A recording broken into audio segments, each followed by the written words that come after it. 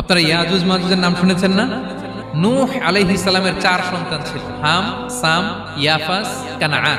এই ইয়াফাসের বংশধর হচ্ছে ইয়াজুজ মাজুজ। জঙ্গলি হাজার হাজার শুধু বংশ বিস্তার করে।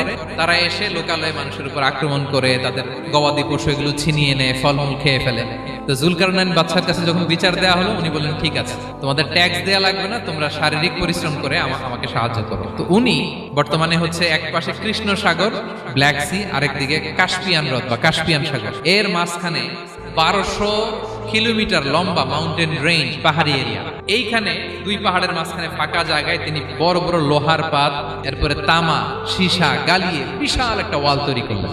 এখন আর ইয়াজুজ মাজুজ আসতে পারে। ওরা প্রতিদিন এটা ভাঙার চেষ্টা করে, ভাঙতে ভাঙতে আরেকটু ভাঙলেই ভেঙে যাবে।